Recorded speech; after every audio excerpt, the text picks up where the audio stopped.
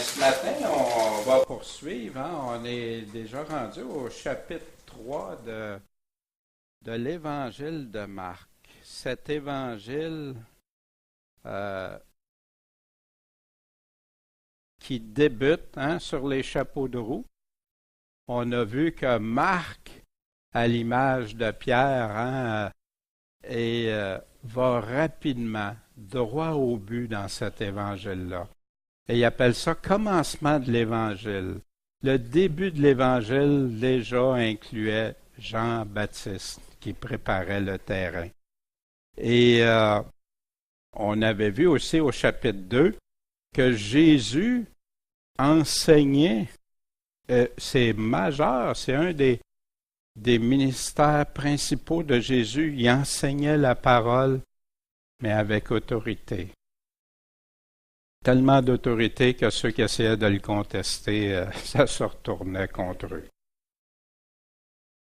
On a vu aussi dans le chapitre 2 des guérisons. Le paralytique, vous vous souvenez, celui qui ont même arraché le toit pour descendre. Quelle foi, quelle compassion que ces personnes-là avaient pour cet homme paralytique. On voit aussi la belle-mère de Pierre qui a été guérie, puis qui s'est levée immédiatement, pas quelques jours après qu'un médicament aurait fait effet, mais immédiatement pour aller servir. Elle était sûrement tout joyeuse de ça.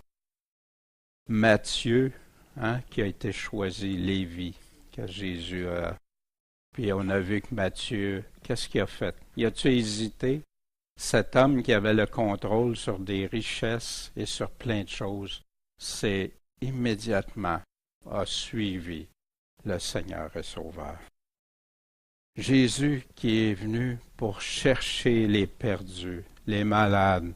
On lui reprochait de s'asseoir avec des gens de mauvaise vie, dont Matthieu faisait partie, parce qu'il collectait l'argent pour les Romains. Et Jésus a eu la réponse encore. Je ne suis pas venu pour les justes, mais qui est juste? Qui peut dire qui est vraiment juste? Je suis venu chercher les perdus. Merci Seigneur. Puis décourageons-nous pas à chaque fois qu'on pense qu'il y a des personnes que pas eux autres, c'est impossible. Bien, le Seigneur est capable. C'est le Seigneur de l'impossible. Gardons espoir. Pourquoi les apôtres jeûnaient pas? Comment ça que tes disciples jeûnent pas, eux autres?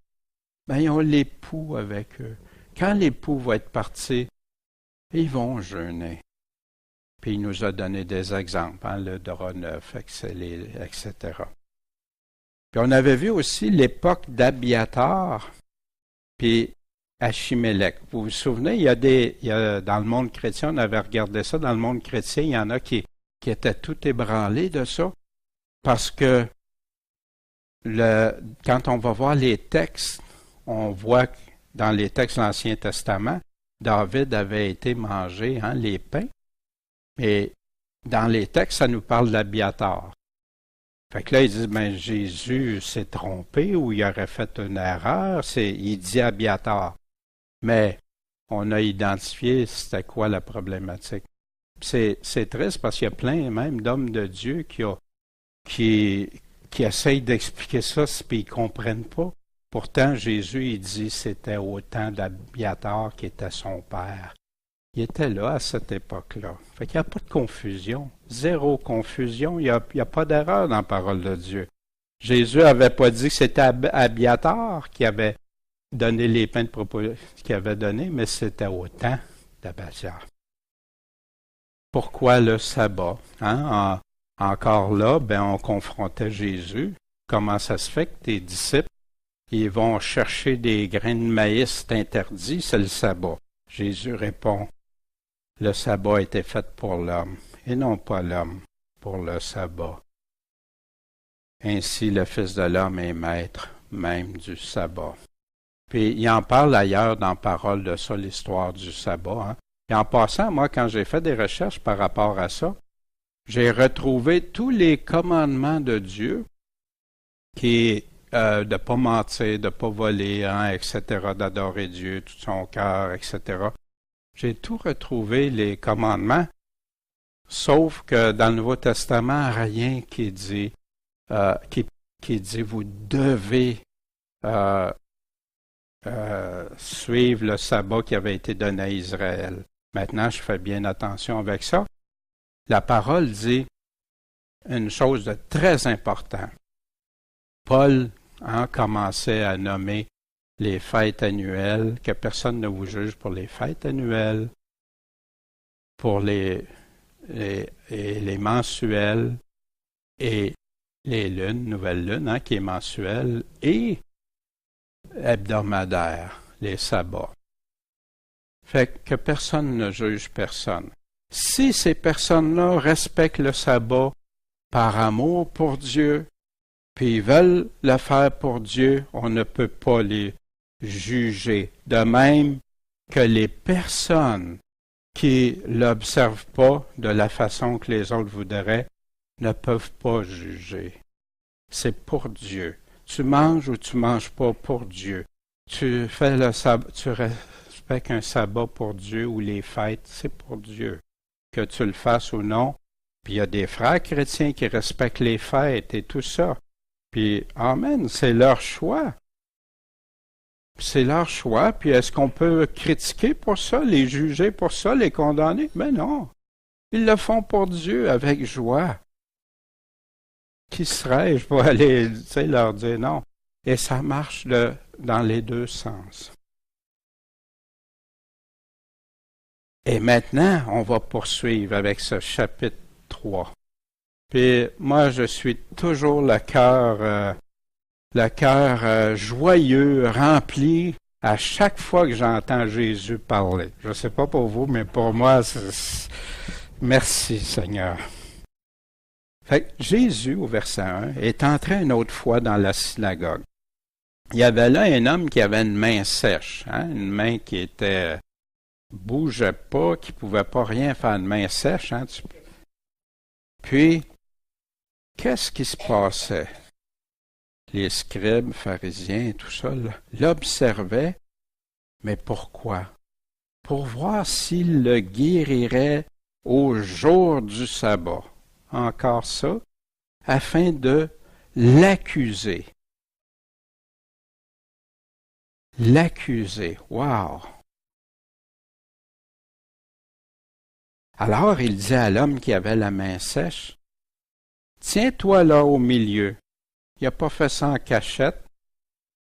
Jésus voulait que tous le voient au centre. Puis il leur dit, « Est-il permis de faire du bien dans les jours de sabbat ou de faire du mal? » Jésus connaissait leurs pensées, connaissait leur cœur. Le texte ne nous dit pas qu'il leur avait dit qu'il était pour l'observer, qu'il était là pour le prendre au piège. Non, Jésus savait. Est-ce que c'est permis de sauver une personne ou de la laisser périr? Wow, quelle question! Comme responsable religieux, qu'est-ce que tu vas répondre à une question comme ça? Ils se sont tus, Ils étaient coincés dans leurs choses. Pas juste dans leur plan, mais avec la réponse. Qu'est-ce qu'ils pourraient répondre? Comment est-ce qu'on peut en venir à être si aveugle, puis en venir à mépriser des gestes de délivrance du Seigneur envers son prochain, puis même en accuser le Seigneur? Comment en arriver là? Et Jésus va répondre tout au long de l'Évangile à ces personnes-là qui rejetaient, qui méprisaient le Seigneur même. Bien sûr, qu'est-ce qui est en dessous de ça? L'orgueil, la jalousie, puis la haine. Puis tout ça, ça s'est développé en malice. Parce que là, il n'était plus en train de chercher la vérité. Il n'était pas en train de chercher qu'est-ce qui est la justice de Dieu dans ça.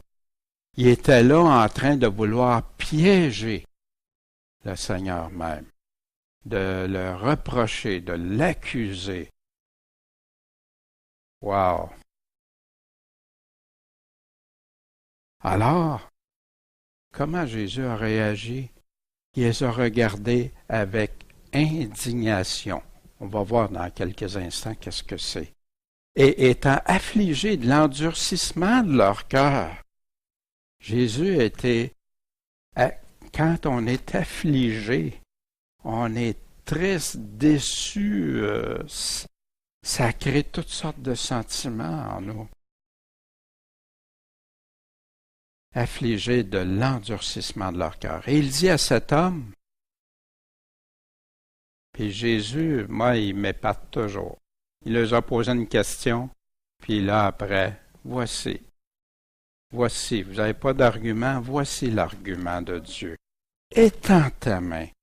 Et il étendit sa main, et sa main est devenue saine comme l'autre. Amen. Une représentation. Qu'est-ce que c'est l'indignation? On va voir la colère, indignation, c'est synonyme. Tu es indigné, c'est parce que tu es en colère contre un fait, une chose, ou malheureusement des fois un individu. En colère contre le péché, mais affligé du pécheur endurci.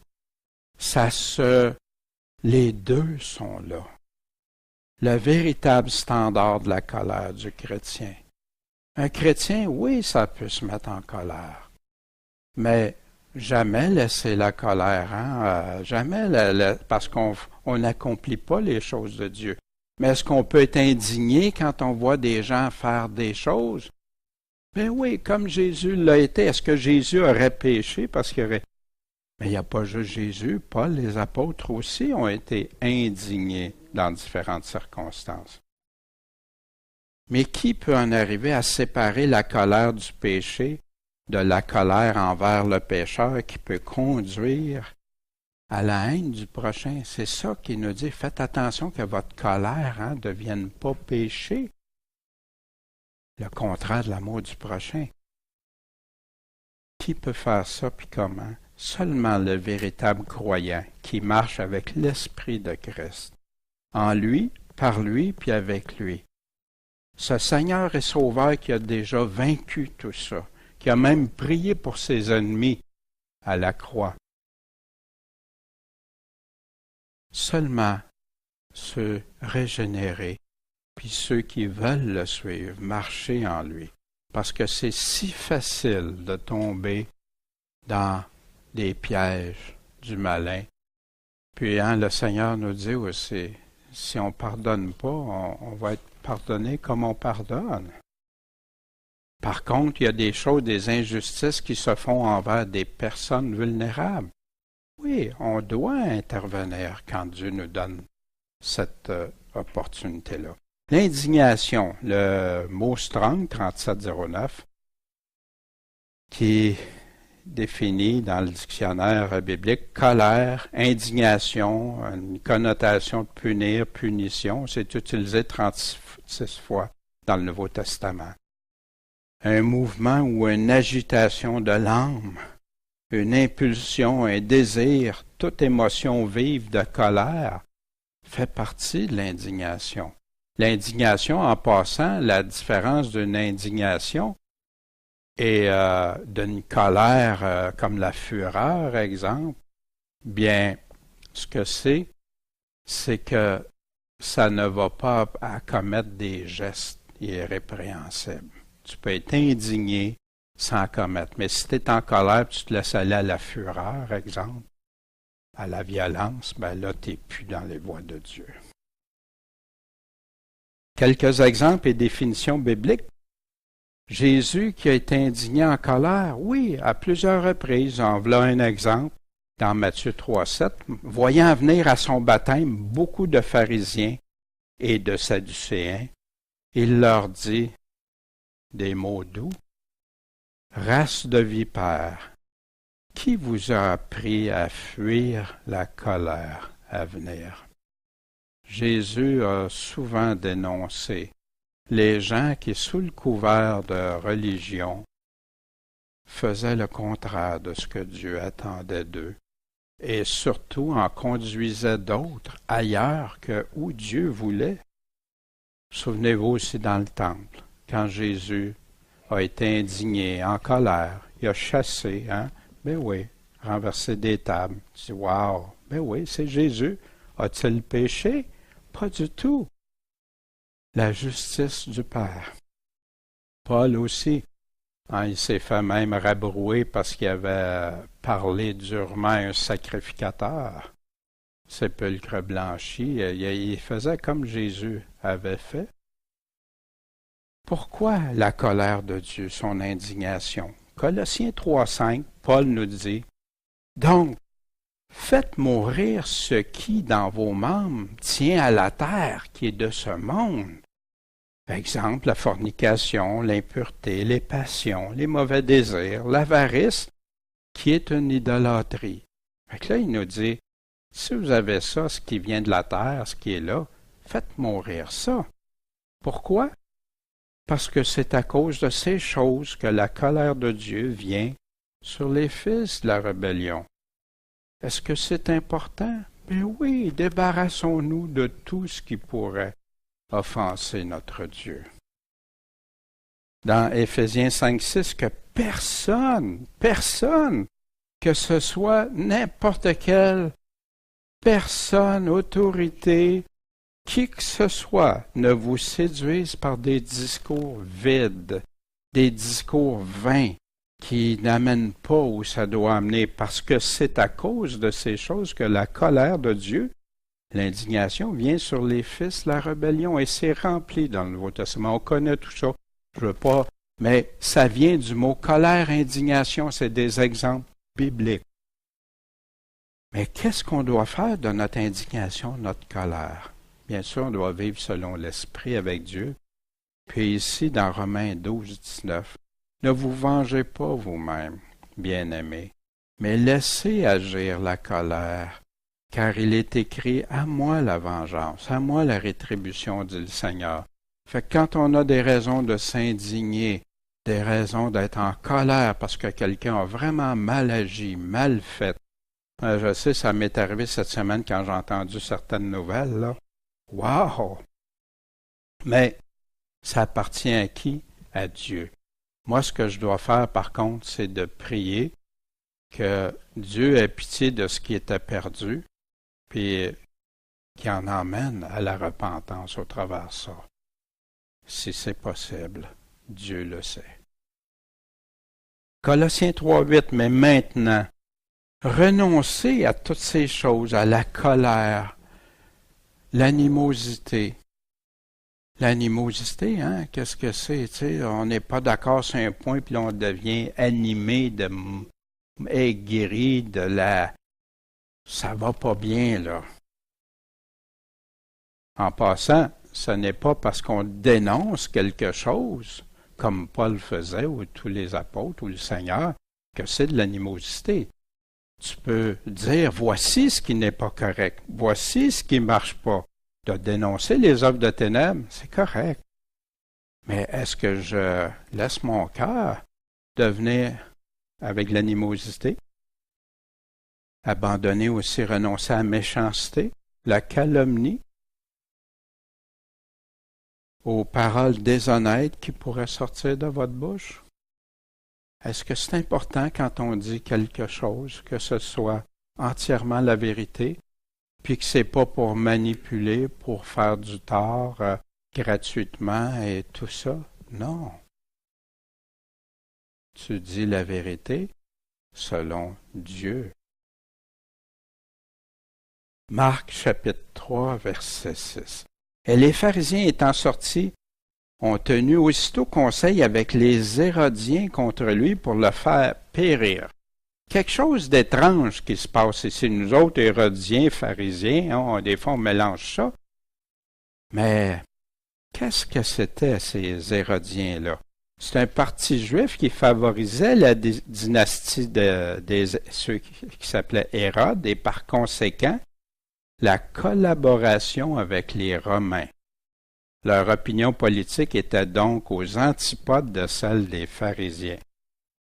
Voyez-vous, deux groupes antipathiques opposés, mais là, ils ont un ennemi commun, fait qu'ils se rejoignent. Alors Jésus qu'est-ce qu'il a fait alors? Il s'est retiré avec ses disciples vers la mer. Puis une grande multitude le suivait de la Galilée, de la Judée. Amen, je suis content. Je suis content quand Jésus est venu, plusieurs avaient envie de l'entendre, de le suivre. Moi, 2000 ans plus tard, je lis ces paroles et je suis nourri de ça. Je suis béni de ça. Et je m'imagine comment ces personnes-là qui venaient de la Galilée, de la Judée, de Jérusalem, de l'Idumée, puis au-delà du Jourdain, hein, où Jean le Baptiste baptisait, et ceux des environs de Tyr et de Sidon, qui ont entendu parler des grandes choses qu'il faisait, sont venus aussi vers lui en grand nombre. Si on regarde juste quelques instants cette carte-là, les flèches rouges, hein, chaque flèche rouge représente environ 75 kilomètres.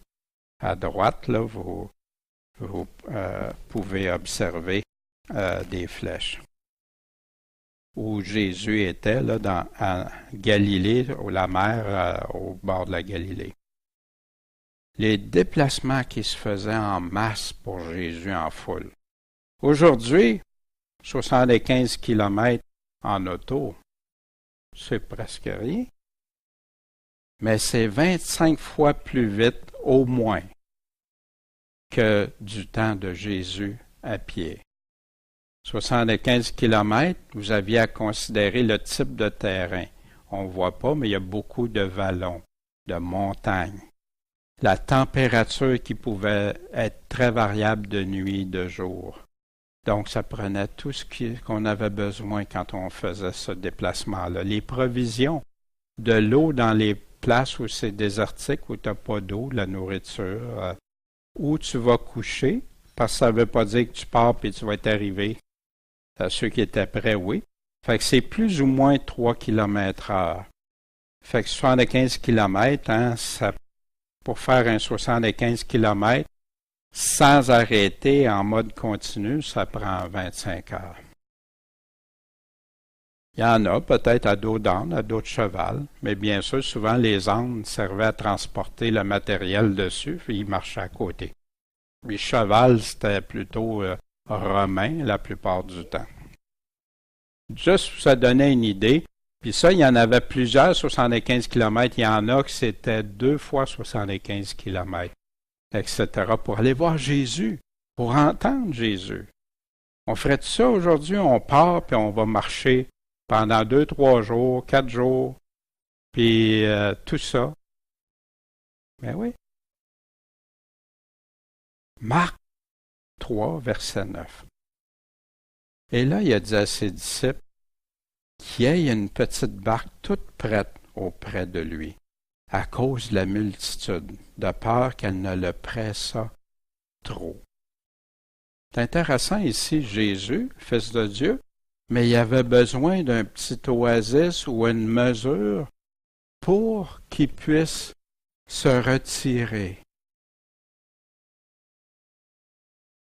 Parce qu'il en avait guéri plusieurs, de sorte que tous ceux qui avaient des maladies se jetaient sur lui pour le toucher. Wow, c'est extraordinaire, là. Il n'avait jamais vu ça.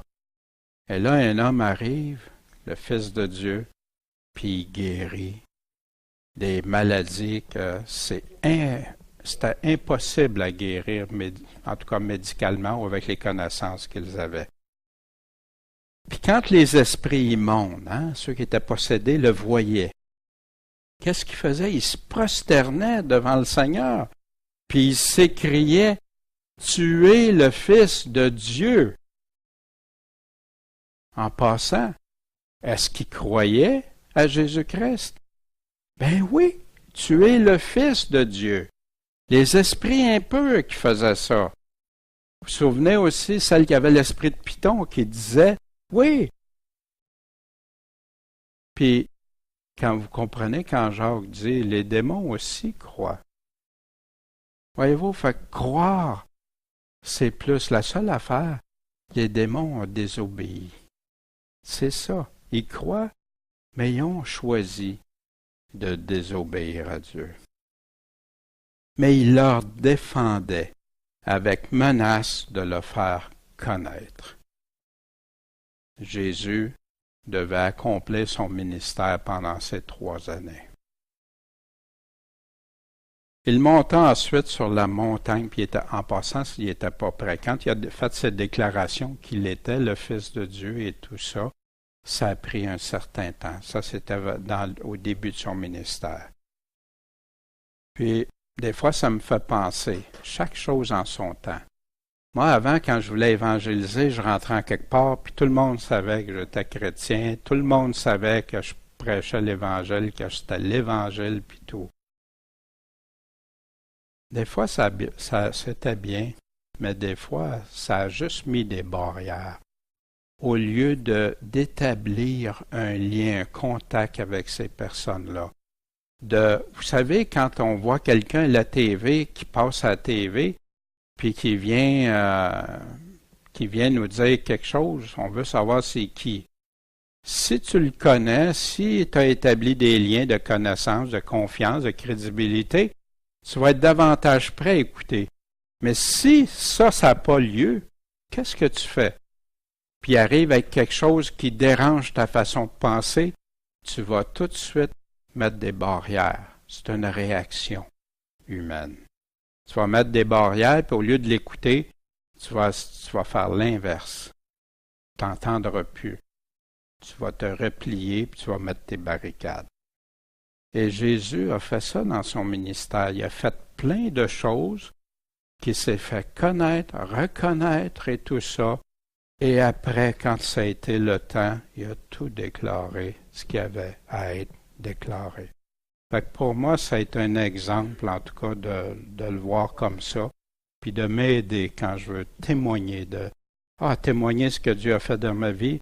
Si je rencontre quelqu'un, puis je le rencontrerai plus, ben oui, je fais ça à l'épicerie, je vais en quelque part, partout où je peux, je le fais. Merci mon Dieu. Mais quand je sais que c'est des personnes que je vais revoir à répétition, j'établis un bon lien de confiance avant. Fait qu'il a monté ensuite sur la montagne.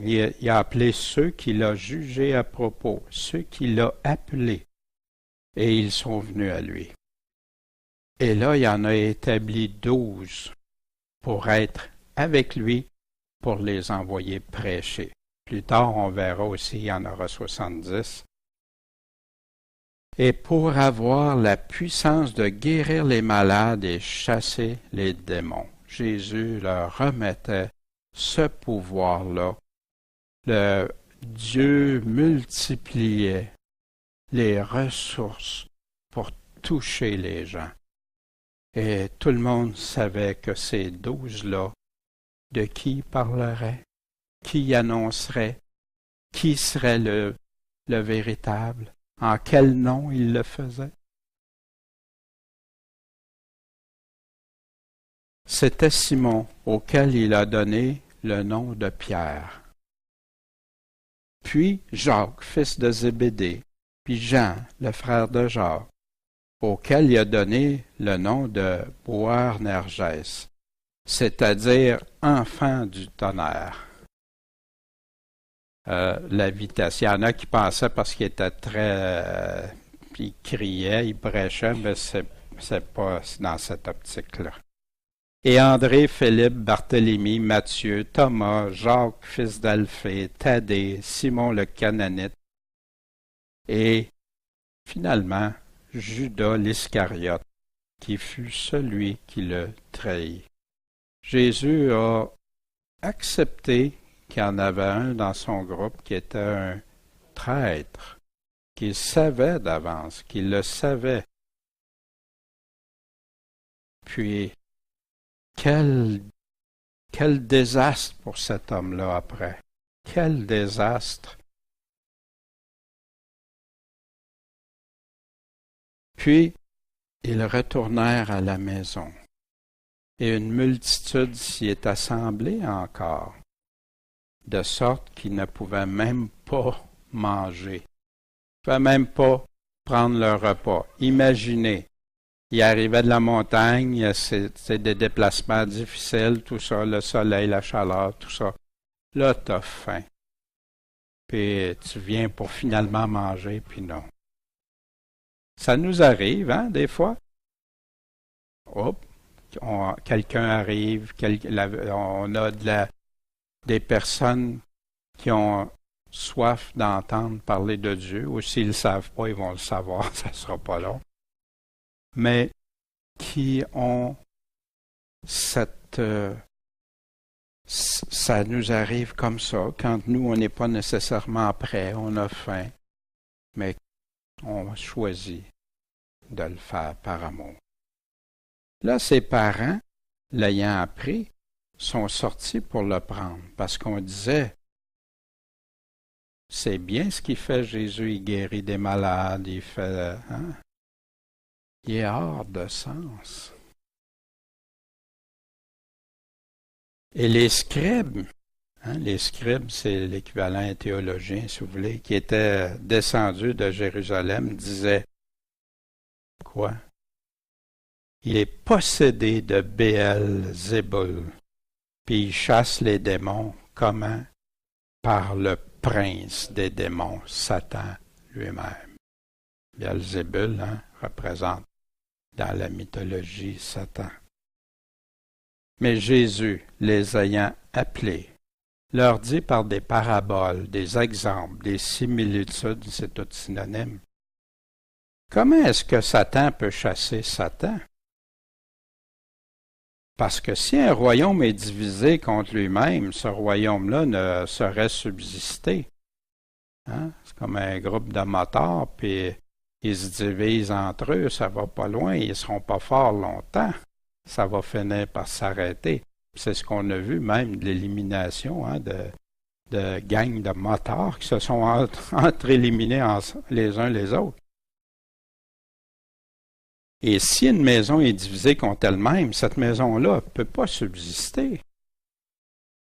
De même, si Satan s'élève contre lui-même et est divisé, il ne peut pas survivre, il ne pourra pas subsister, mais il prend fin.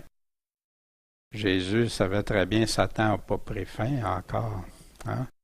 Mais il leur faisait ces exemples-là pour le faire réaliser et réfléchir. Puis là, il dit une phrase.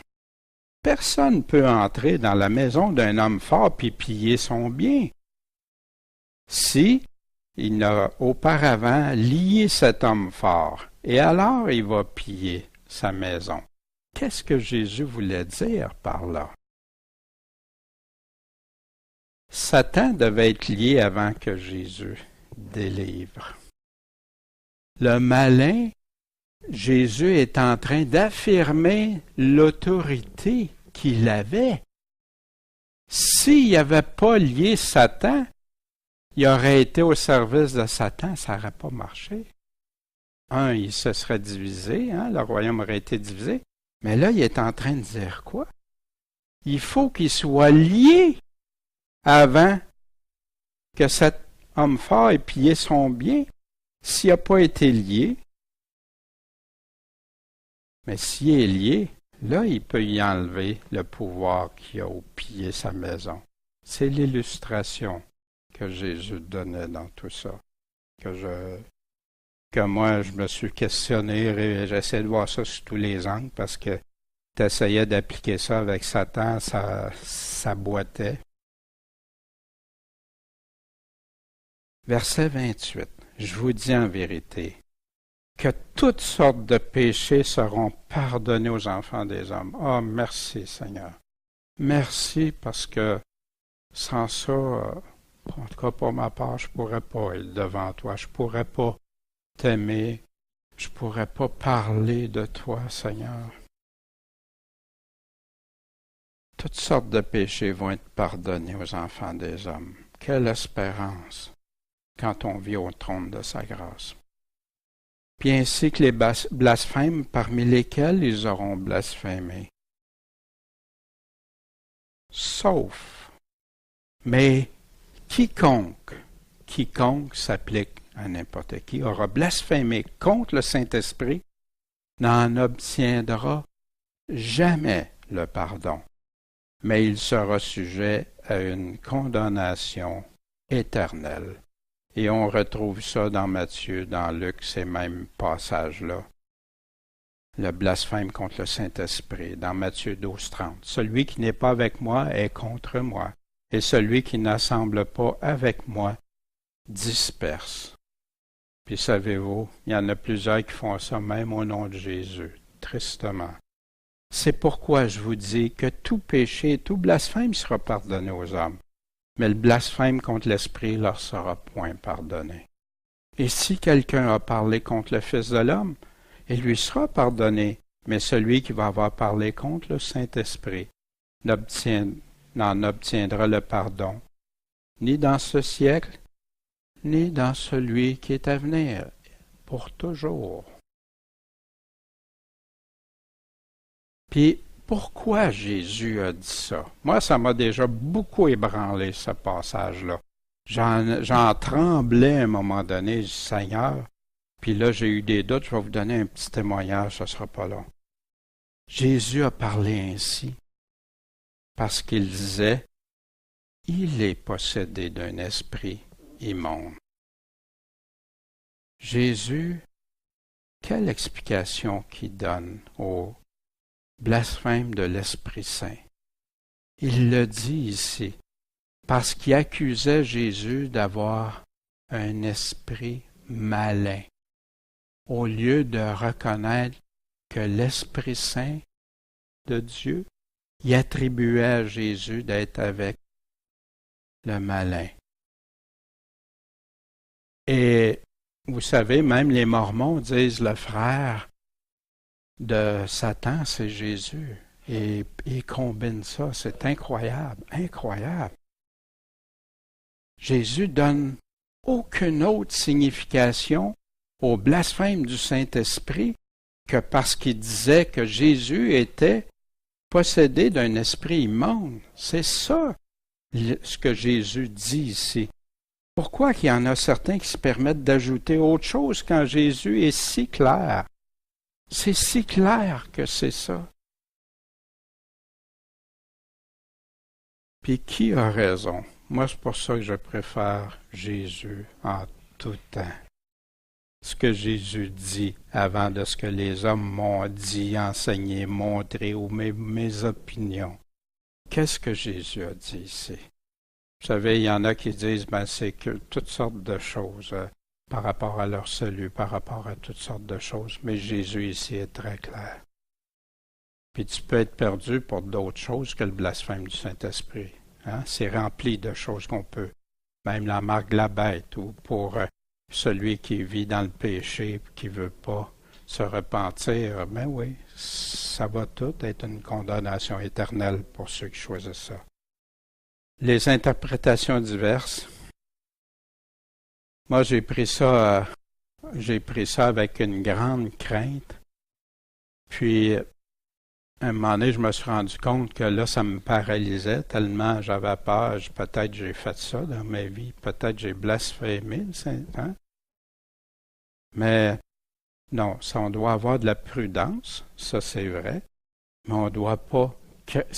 Une des démonstrations que quelqu'un n'a pas blasphémé contre le Saint-Esprit, c'est qu'il confesse le Seigneur de sa bouche et de ses actions dans sa vie. Avant, j'osais même pas penser que certains qui se disaient chrétiens avaient un autre esprit. Parce que tout d'un coup, je dis ça, Seigneur, puis c'est ton esprit. Fait que là, j'étais paralysé, fait que je pouvais pas dire, mais pourtant, il dit, c'est d'après leurs fruits que vous les reconnaîtrez.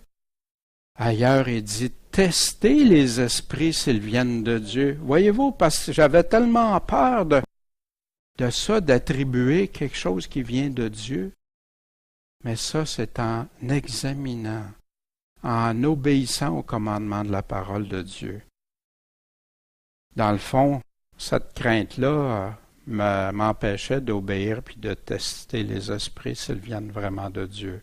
Et c'est juste après que j'ai pu comprendre qu'il y a des personnes qui se disaient avec l'Esprit de Dieu puis qui faisaient des choses contraires ou qui disait des choses qui ne s'accordaient pas avec ce que la parole disait. Complètement.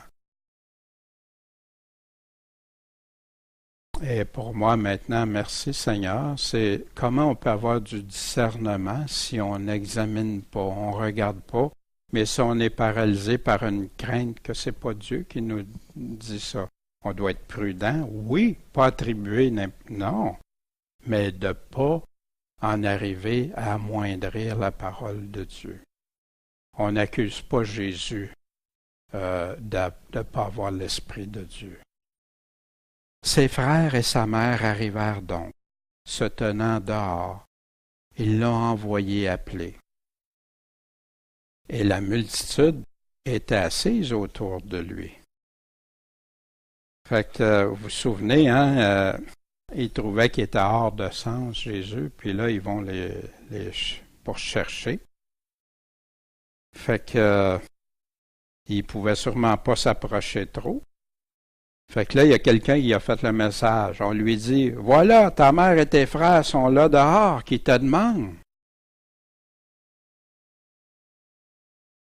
Mais là, Jésus a répondu quelque chose qui, pour moi, est à caractère autant prophétique que pour nous, qui a parlé à tant de chrétiens qui s'en allaient ailleurs, dans une autre direction, avec un autre médiateur, ou je devrais dire médiatrice. Mais il répondit, « Qui est ma mère? Qui sont mes frères? » Et là, jetant les yeux sur ceux qui étaient autour de lui, il a dit, « Voici ma mère et mes frères. »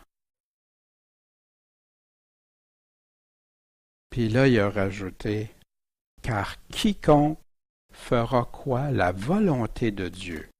C'est celui-là, mon frère, ma sœur et ma mère. » Très clair, qu'est-ce que Jésus dit? C'est ceux qui font sa volonté. Puis oui, sa mère l'a suivi plus tard. Ses frères aussi, on apprend que des frères de Jésus l'ont suivi. Amen. Mais c'était quoi la condition? C'était quoi? Quiconque incluait ses frères, ses sœurs, fera quoi? La volonté de Dieu. Seulement que ceux-là avaient le statut de frères, d'amis. C'est comme aujourd'hui on entend relation avec Jésus. Puis oui, c'est important notre relation avec le Seigneur. Mais notre relation aussi, Jésus nous dit, seulement ceux qui sont ses amis. Puis qu'est-ce qu'ils font ses amis? Ils obéissent à sa parole. La volonté de Dieu, est-ce important? Jésus dit dans Matthieu 7, 21, « C'est pas tout homme qui me dit « Seigneur, Seigneur » qui va entrer dans le royaume des cieux. » En passant, il confesse de sa bouche « Seigneur, Seigneur ». Mais celui qui fait quoi? La volonté de mon Père qui est dans les cieux.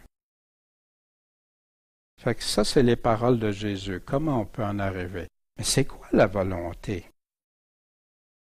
Jésus dit, si quelqu'un veut faire la volonté de Dieu, il va connaître si ma doctrine est de Dieu ou si je parle de mon propre chef. Vous vous souvenez quand le Père a dit, celui-ci est mon Fils bien-aimé.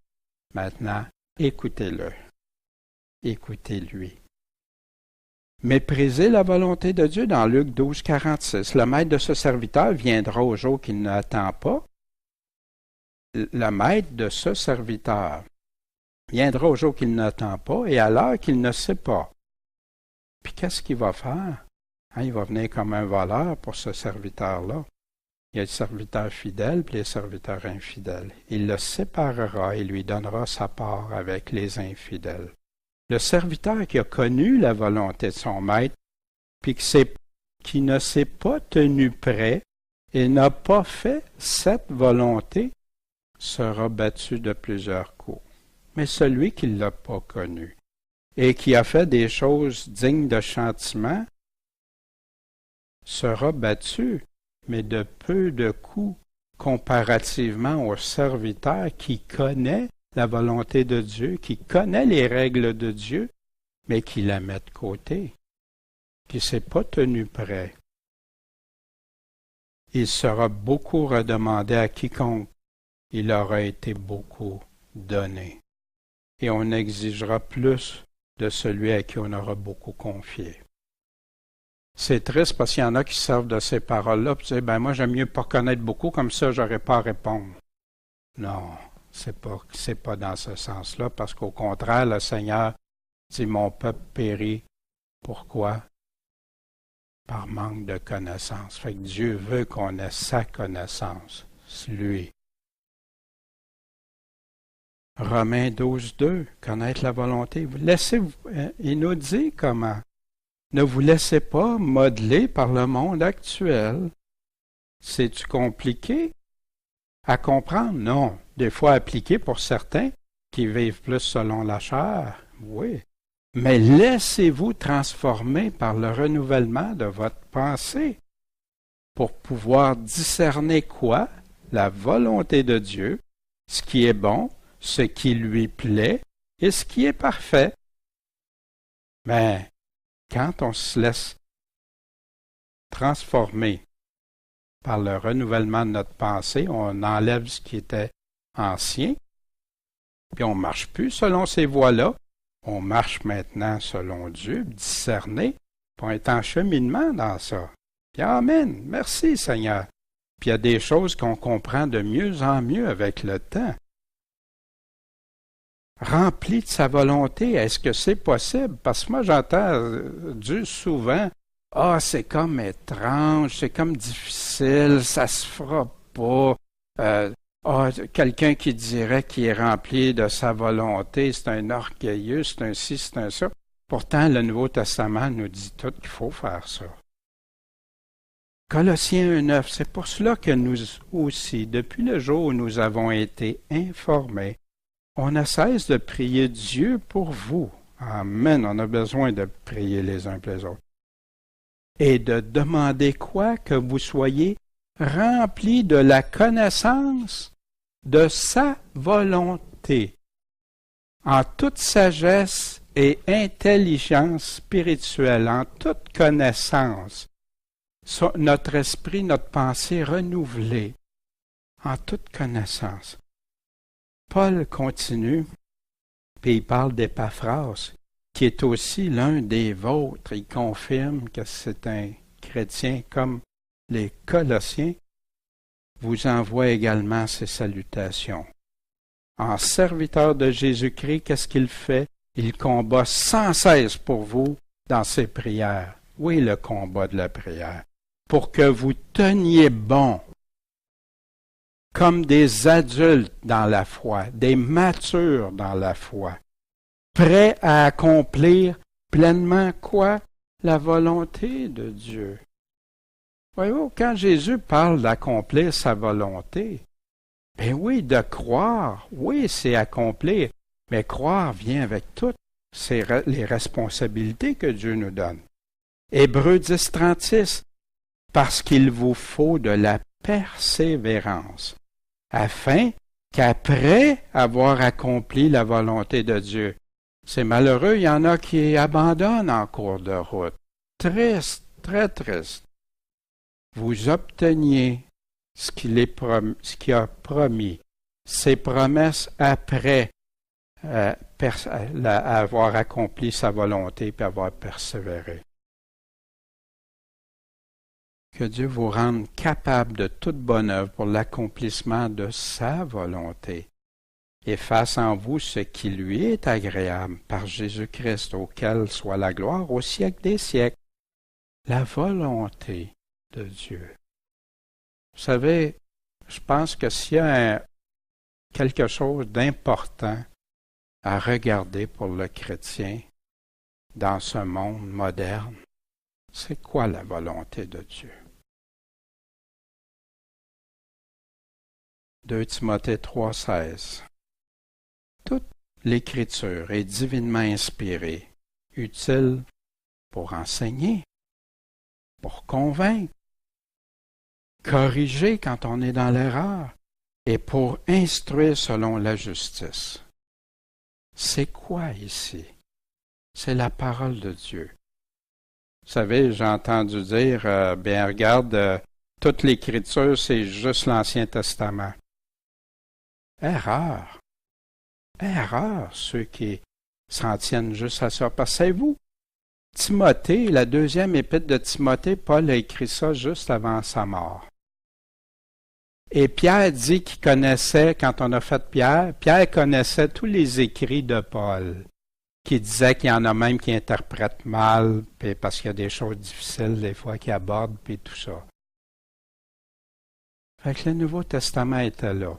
Puis il y a eu une période qui n'avait pas de Nouveau Testament, de fait de rédiger, c'est vrai. Mais qui était là? Les apôtres même, les témoins, dont le dernier témoin des 12 apôtres était Jean, qui est mort, qui était presque rendu à la fin du 1er siècle. Voyez-vous, c'était là. Puis c'est utile pourquoi? Pour nous enseigner, pour nous convaincre quand on n'est pas sûr. Comment ça se fait qu'il y en a tant qui sont mal affirmés? Parce que c'est là les réponses, pour corriger, pour instruire, mais selon la justice, pas selon la pensée des hommes.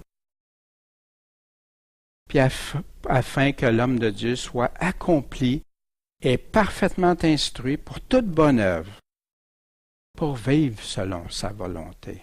C'est ça que Paul disait à Timothée. Mais il y a une autre volonté aussi. Dans 2 Timothée 2,25, juste avant, pourquoi Paul parle l'Écriture? Bien, juste avant, il dit à Timothée d'enseigner avec douceur ceux qui ont un sentiment contraire, avec douceur.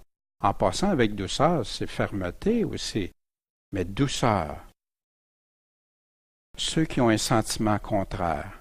Si, quelque jour, Dieu leur donnera la repentance pour connaître quoi? La vérité. Et afin qu'ils se réveillent pour sortir de quoi? Des pièges du démon par lesquels ils ont été pris pour faire sa volonté. Voyez-vous? 2 volontés.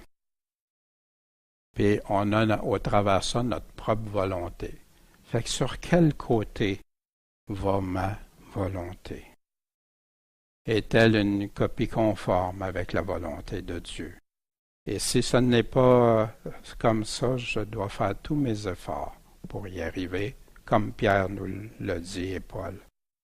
Faire la volonté de Dieu, Pierre nous dit, car il vaut mieux souffrir en faisant le bien, vous vous souvenez, si telle est la volonté de Dieu qu'en faisant le mal. Si Dieu il permet ça dans ta vie, ben oui, afin de plus vivre le temps qui lui reste à passer dans son corps, selon les passions humaines, mais selon la volonté de Dieu. Pierre, Paul disent exactement les mêmes choses, des fois avec des mots différents. Ainsi donc, que ceux qui souffrent parce qu'ils obéissent à quoi? À la volonté de Dieu. Fait que, y a-t-il une notion d'obéissance pour être dans la volonté de Dieu? Ben oui. S'en remettre entièrement au Créateur qui est fidèle et qu'il continue, qu'il persévère à faire le bien, même si des fois on aurait le goût de lancer la serviette. Pas pour rien que c'est écrit.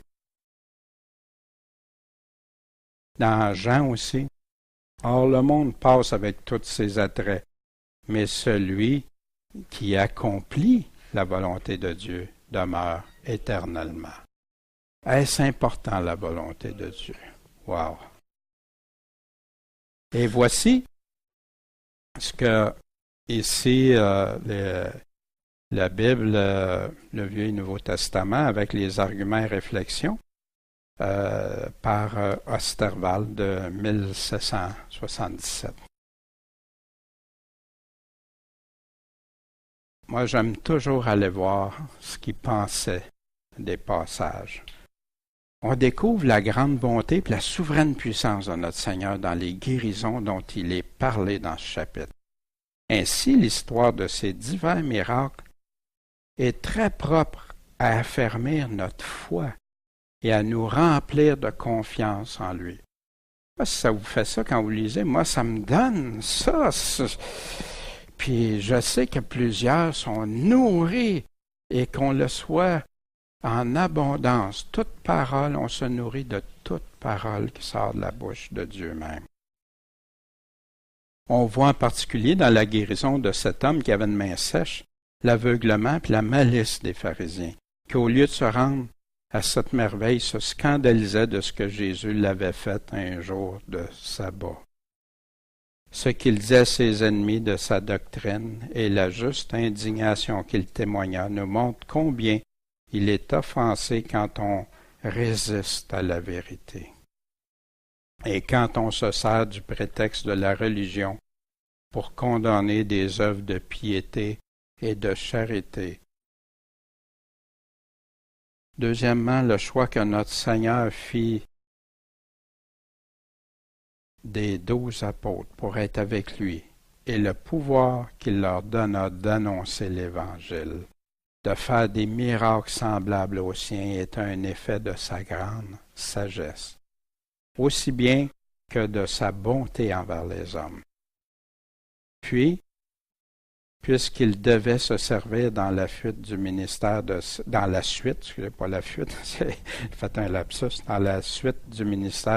apôtres, pour faire prêcher l'Évangile par tout le monde.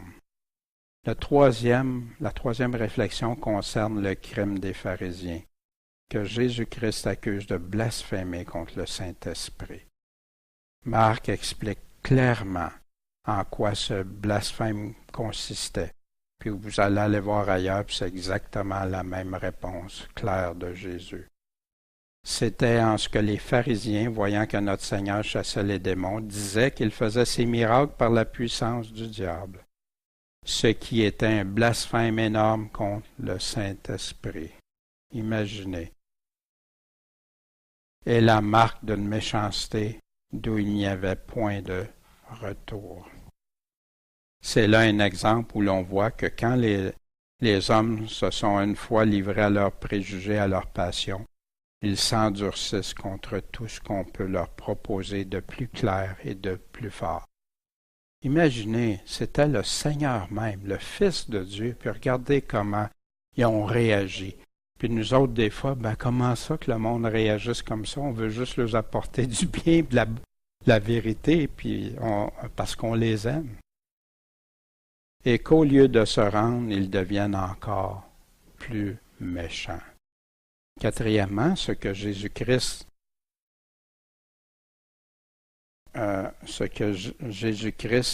déclare qu'il aimait autant ses disciples que ses plus proches parents, nous apprend que le plus sûr moyen d'être aimé de lui est de s'attacher à écouter sa parole et de faire sa volonté, et que nous devons aussi à son imitation chérir particulièrement les personnes qui craignent Dieu et les estimer préférablement à tous les hommes.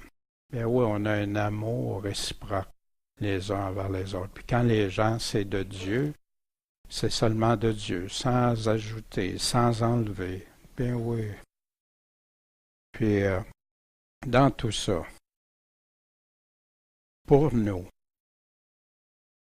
est-ce que je suis prêt à examiner si je suis en plein dans sa volonté, dans ses voies? Y a-t-il quelque chose dans ma vie qui ne fonctionnerait pas selon sa volonté? Je crois qu'il y a beaucoup de choses comme croyants qui fonctionnent selon sa volonté. C'est ça qui nous transforme, c'est ça qui nous a rendus en cheminement, en constant progrès.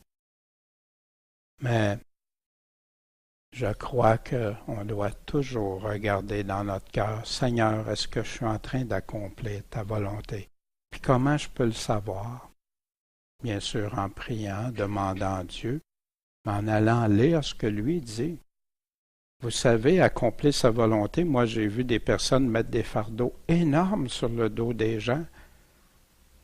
Mais c'est pas ça. Mon joug est léger. Suivez-moi. Mais oui, marche pas dans le péché. Il nous l'a dit, c'est quoi les péchés? Il y en a qui ont saupoudré du péché dans tout. Non. Il te le décrit, c'est quoi le péché. Ajoute pas. Déjà assez qu'on a confronté ça, puis regarder ça, puis l'éliminer, puis vivre selon Dieu. Non, j'en veux plus, Seigneur.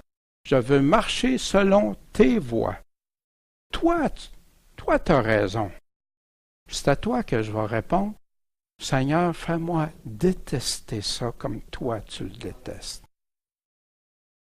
Et aussi, s'aimer les uns les autres, se pardonner les uns les autres. Je ne peux pas pardonner les gens qui offensent Dieu. Ça, c'est entre Dieu et eux.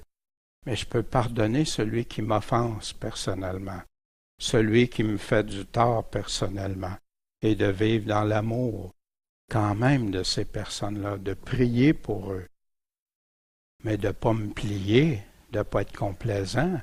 Jésus n'a jamais fait ça, les apôtres non plus, mais d'être animé d'un amour qui vient de Dieu. Et c'est ça. De ne pas rejeter tout parce que c'est pas mon opinion, de rejeter parce que c'est pas de Dieu. Voyez-vous, c'est une grande différence. Seigneur Tout-Puissant, merci. Merci pour ta parole. Seigneur, aide-nous, chacun de nous, à marcher dans tes voies, dans ta volonté, accomplir ta volonté. Seigneur, on sait quand on croit en toi, on ne peut pas faire autrement. Tu nous amènes à vouloir marcher de plus en plus selon tes voies. Ah, Seigneur, merci. Et qu'on puisse, lors de ton retour, entendre ces paroles. Bon et fidèle serviteur, entre dans la joie de ton maître. Seigneur, merci. Merci pour ta parole si claire, si précise, Seigneur, et qui est là pour nous. C'est pour ça que tu as voulu que les apôtres aient enseigné, donner tes enseignements à tous ceux qui croient en toi. Merci, Seigneur, en ton saint nom, Jésus, Seigneur et Sauveur. Amen.